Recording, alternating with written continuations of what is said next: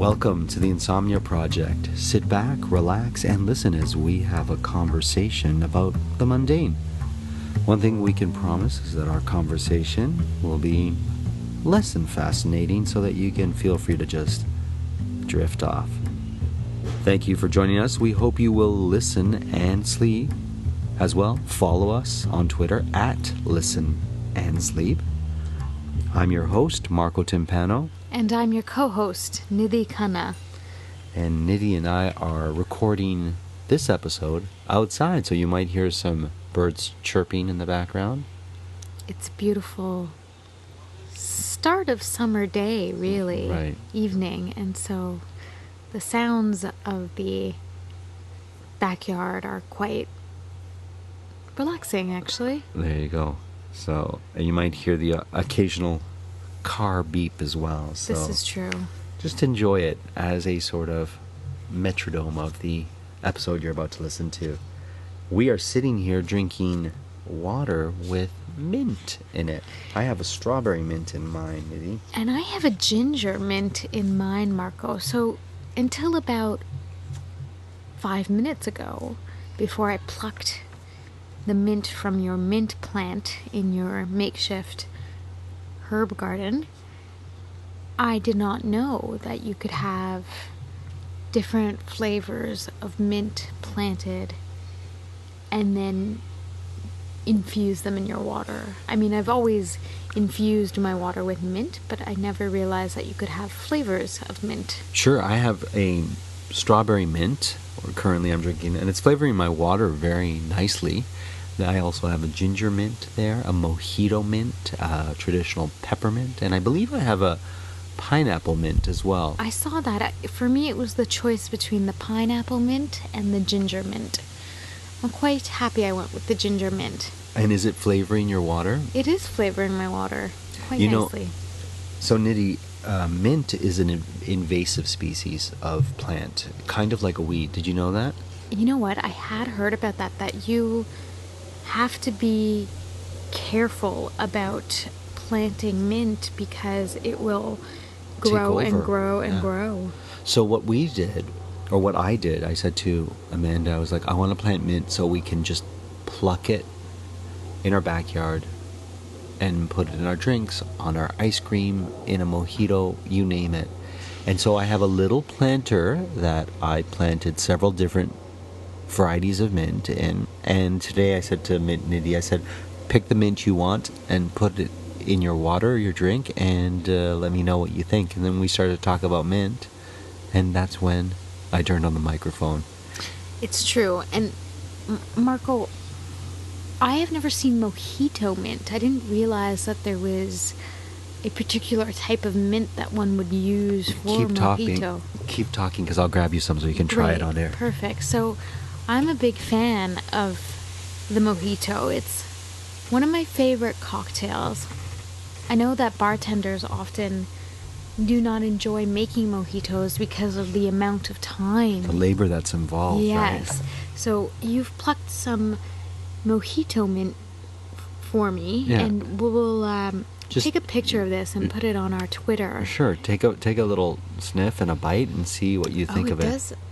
It smells different. Yes, you're right. I feel like it's a little bit less intense than a pure peppermint or a spearmint. Correct. I think it might be a little bit less than me. Well, we won't take a picture of this because now we've just sort of mashed it up. Yes, you're right. So we're sampling it. Yeah, it has a really nice sort of subtle mint flavor. It's not as brash, let's say. Yes, you're right. So if you were having it with some rum and ice cubes and some soda, it would be enough that it would infuse the drink. Mm-hmm. But you're right, it's not like a spearmint or a peppermint that would overtake the drink completely. Right.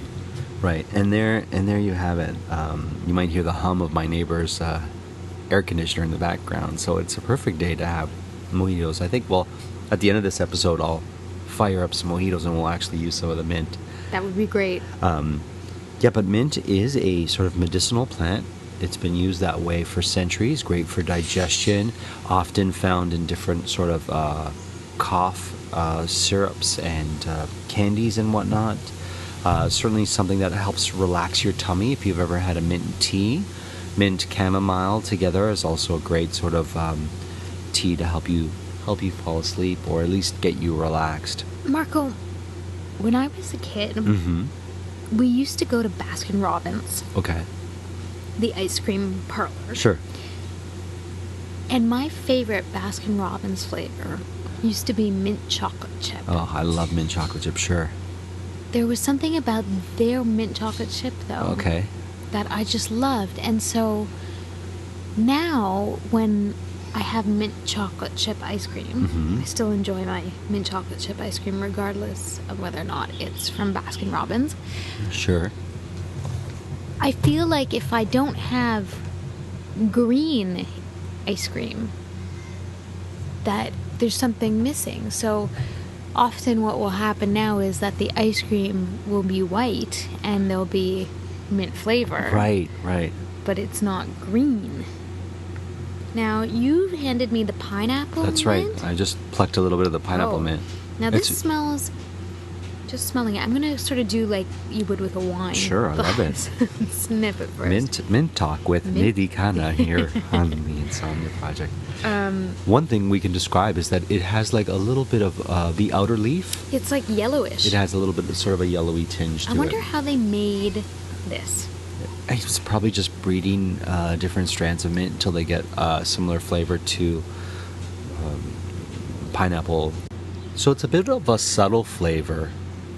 Yes, but you can definitely taste the pineapple component. So, but look at you with your crossbreeding of plants knowledge. Listen, Nidhi, I just plant the mint and I allow people to enjoy the fruits of my planting. The other thing about mint is that it needs to be, the soil needs to be wet, or like it needs to have a moist soil, so you don't want your mint to dry out. So thus far, I've been watering it every night when it's been pretty dry. So, and you can see it looks very healthy. And you know what's funny, Nidhi, is when I bought the mint, I had it in the bag for a while. So when I brought it home, it was all limp and kind of like didn't look good at all. I'm like, oh no, I haven't even planted the mint, and it looks like it's not going to survive. But now it's like the weed that it's supposed to be. Hopefully it'll flourish. Yeah. And so when did you plant your mint garden? Like how many days? It was maybe 6 days ago. Oh wow.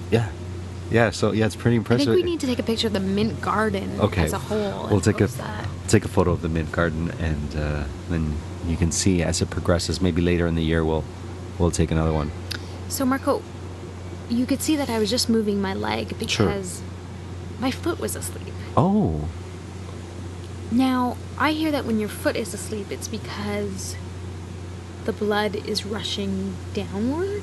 I think, and I'm no doctor, and I'm no foot doctor, and I'm certainly not a foot falling asleep doctor, but I believe it's because you've cut the circulation to that part of your body. So you know how your foot, or sometimes your hand or arm, will fall asleep?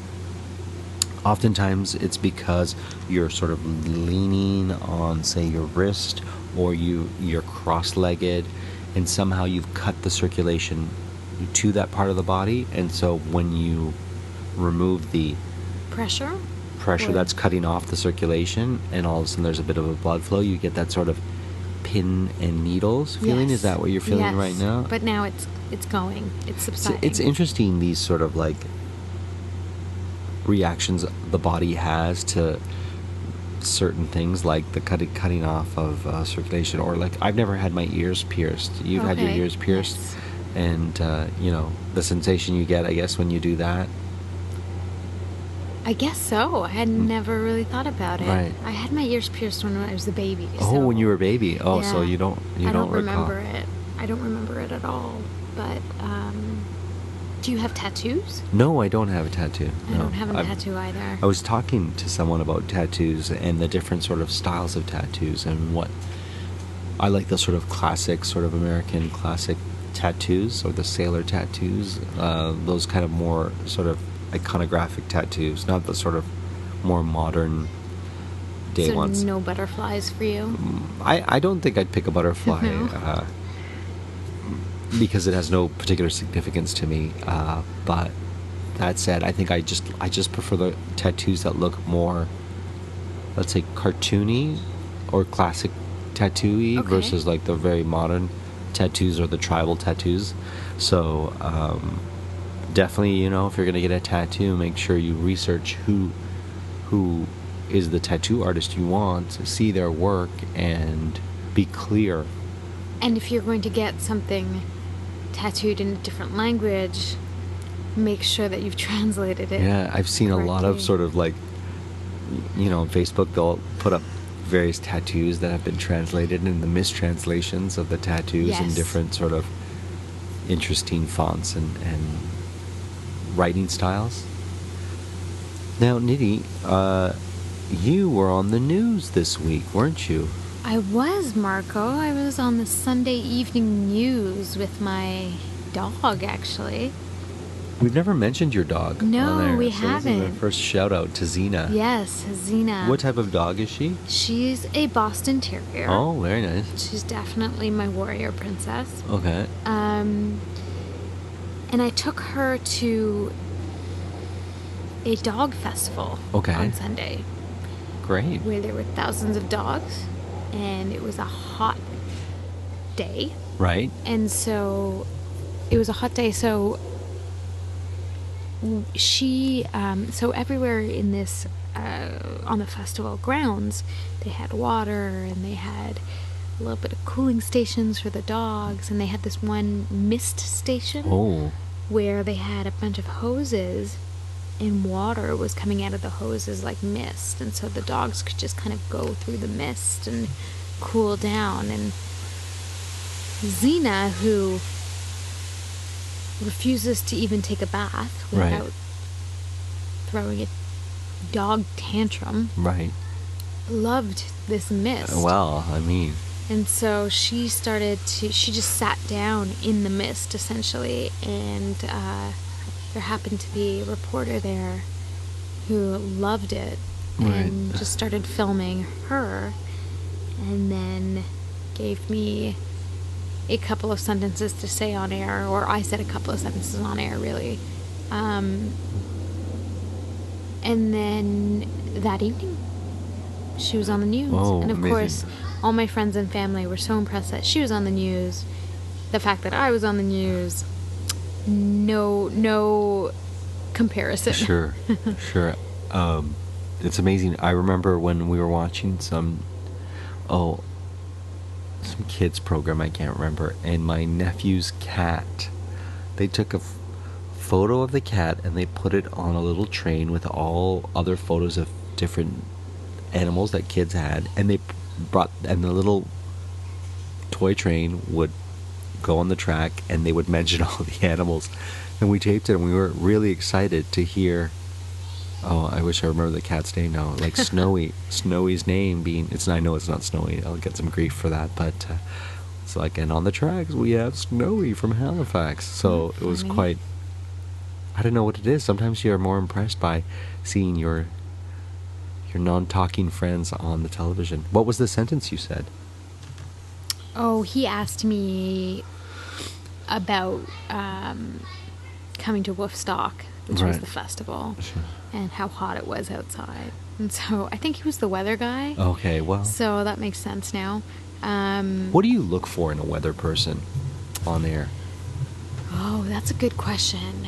Because a lot of weather people, you know, they can be very fun and frolicky and like Now, do you have good mean- time weather people, or there's the more serious weather people. Now, do you mean the weather person or the meteorologist? You know, see, that's a really good question. I mean, most weather people, aren't they meteorologists? I don't think so. Oh, well. I think you have to go you're- to school and study the But, science of the you know, weather. some weather people are a bit wacky, and I'm not a big fan of that.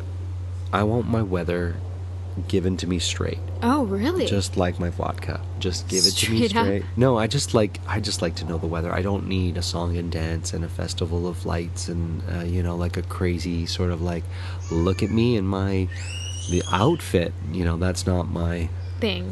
thing. Yeah. Your place works hard, just like you do. From last night's dinner to everyday messes, you want a clean that actually delivers. Lysol kills 99.9% of viruses and bacteria on surfaces, and now leaves behind a fresh lavender scent you'll actually love. Disinfecting wipes handles phones, remotes, and everyday surfaces.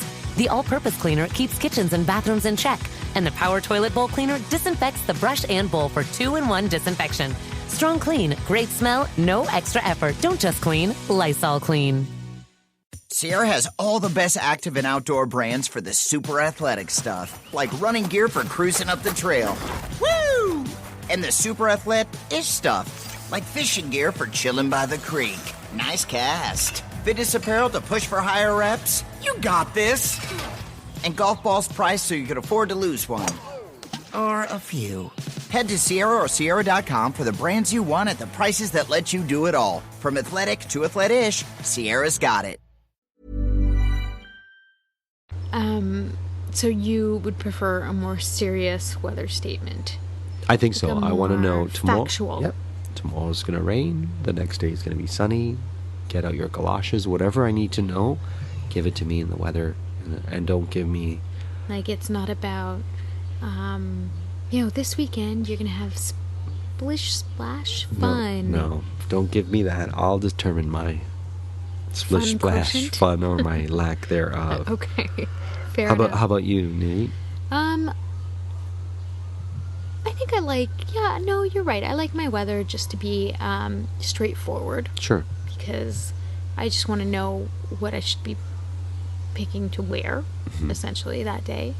I do enjoy sometimes the good news stories around weather. Yeah, that's fine. I like that. Like, Also, I do enjoy, like, oddly enough, not enjoy, it's Sure. not the right word, but appreciate, or I'm fascinated by, like, hurricanes or these weather systems that come in and are able to wreak havoc or... like I'm fascinated. I Sure. think fascinated is the right word.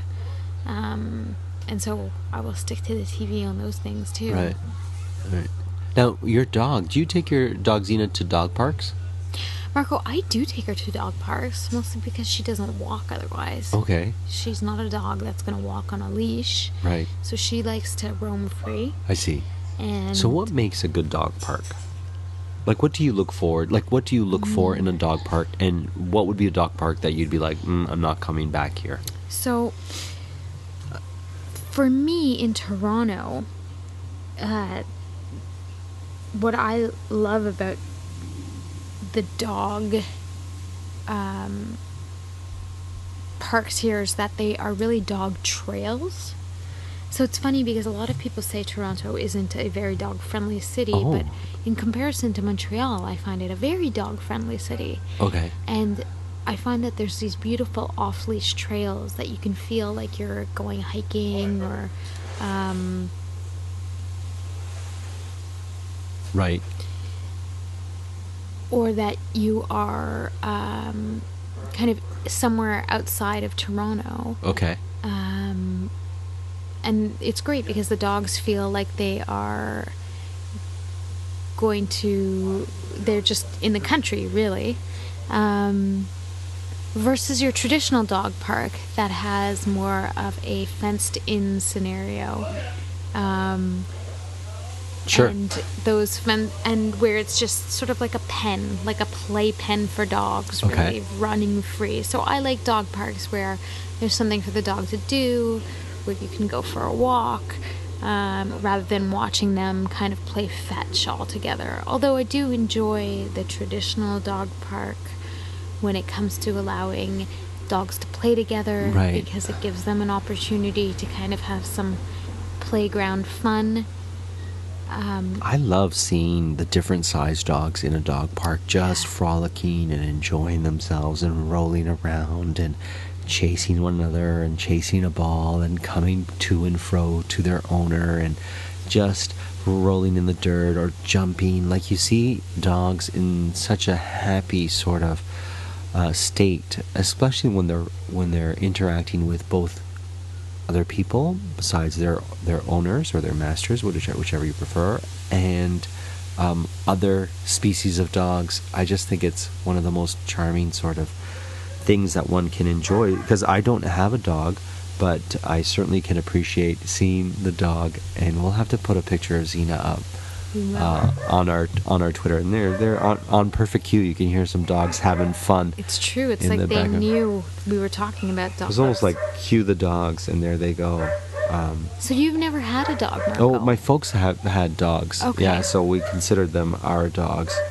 But would you ever want to get one? I think I would. I just want to make sure that I have the time to spend with the dog, that I'm not in, like, I want to make sure that if I should get a dog, that I would be able to really love and take care of that dog and be able to take it for walks, and I have the time for it. So at this point, no dog, but who knows what the future will hold with regards to that. I used to have a lot of fish. I used to have aquariums when I was younger.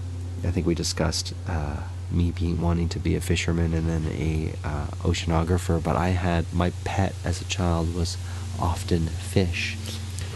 I remember you talking about this a couple of episodes ago. And there's quite a bit of upkeep when you have aquariums, Nidhi. I don't know if you're familiar, if you're aware of that. I'm not, no. There's Tell me more. There's like, algae will start to adhere to the side of the tank, and so you have to use different methods to remove it. There are like different types of liquid you can put in the tank to help reduce algae, or at one point I had almost like a blade that would scrape the inside of the glass that would remove the algae. You can get different fish that like to feed off the algae, and then there's a pump and a filtration system that you can have with different types of charcoal. So what was the biggest mistake you ever made with the aquarium? Whether it was cleaning the aquarium and resulted in something, or buying the wrong type of algae. I don't know. I never bought algae. I'd buy maybe some seaweed or whatnot. Oh, sorry. But no, it's all right. But I guess the biggest mistakes were ensuring that the species of fish you had in the tank were compatible. Oh, so they wouldn't eat each other. Exactly. So oftentimes I'd buy fish, and I would put them in the tank with other fish, and then a couple days later one would be bitten and then eaten. Yeah, so that would happen sometimes. And then, so that was never pleasant. No. Some fish would jump, so when you're cleaning the tank, they would sort of jump their way out of the tank. Yeah, so you'd be like, where's what? And then you see the fish on the floor, and you'd have to scoop them back up and put them into the tank. So that was always a challenge. But more often than not, I was pretty educated with what to do with tanks. So I would ask the people in the stores, or I would read up on it. And so I always had really lovely aquariums that had fish that really kind of thrived. And just watching, like in particular, I grew to really like angelfish and watching them, because they're kind of slow movers, and they have sort of an elegant sort of way about them, and they sort of glide in the water, and they're very majestic. As I got older, versus the fun looking or brightly colored wacky fish that I would enjoy more as a kid, but they wouldn't last as long because they were small, and sometimes they get sucked into the filter too. Oh, so so that's not fun. No, I think an aquarium is a very dangerous place for certain fish, in particular if 7-year-old is the master of your fate, right? Well, so when you watched the movie Finding Nemo, yes, did you think, hey, was this like what my fish were like in that aquarium? No, you know why I didn't think that? Because those were saltwater fish. Oh, and so to have a saltwater aquarium requires a great deal of knowledge, upkeep, and it's quite expensive. So I always had freshwater fish. Okay. And I've always dreamed of having a saltwater aquarium, but I was always discouraged. Every time I would be like, okay, I'm going to do it. I was discouraged by people saying, oh, it's so expensive and it's so precarious, and you have to be on it every day and whatnot. So I was always sort of frightened away from saltwater aquariums and tanks. So I think the future will have me exploring that. I would want to be very careful that I'm not using, or I'm not purchasing fish that are like, endangered or precarious, or not caught in the proper sort of way. And I would want to make sure that my tank was ecologically friendly and whatnot. And so there's all those things as well with regards to aquarium upkeep. But I love going to, say, a doctor or a dentist's office, and they have those big aquariums. I know that there's a movie theater that has this huge aquarium with all these beautiful fish, and just watching the different shrimp and whatnot bounce about. And of course, there's the Ripley's Aquarium, I have yet to be there. You have not gone to the Ripley's? I have not gone there. Oh, well, they never responded to our sort of shout out to them on. I know. So until they do, I shall not venture in there. In protest, in silent protest. I do want to go to the. I hear it's absolutely gorgeous. It is, but I can see. For some reason, I can see you with a large saltwater aquarium behind you, and I can see you be some sort of Bond villain with it. I don't know why I associate saltwater aquariums with a villain or Bond villain. Well, for the longest time, they would have sharks in these aquariums, and that's how they get rid of the bad guys. But it's funny because I have a real love for sharks in particular, because they're so.